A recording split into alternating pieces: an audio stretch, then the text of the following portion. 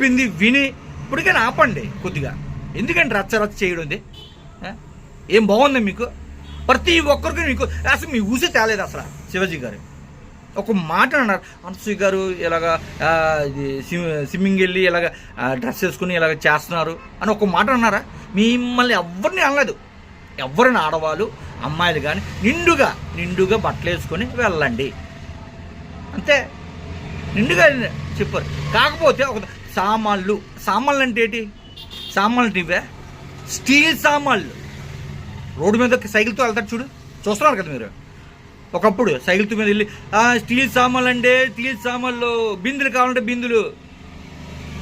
అది సామాన్లు అంటే స్టీల్ సామాన్లు, మన సామాన్లు కాదు. బుర్ర ఉండాలి దేనికైనా అర్థం చేసుకోవాలంటే. ఎందుకంటే రచ్చ చేసుకోవడం అది చెప్తున్నా. నాకు తెలిసింది నేను చెప్పాను అంతవరకే. మీరు వినండి లేదా మానేయండి. చూడండి, అనసూయ గారు మీరు చాలా తప్పు చేశారు, చాలా రచ్చ చేసుకున్నారు మీరు. అది చెప్తున్నాను మీకు. మీరు అర్థం చేసుకుంటే చేసుకోండి. చాలామంది చెప్తున్నారు, మీ వైపు ఎవరున్నారని చెప్పండి ఒకసారి. శివాజీ వైపే చాలామంది ఉండి సపోర్ట్ చేస్తున్నారు. మీ అందరూ శివాజీ వైపే చెప్తున్నాం. మీ అందరికీ మేము సపోర్ట్ చేస్తున్నాం అంతే. ఓకేనా? బాయ్.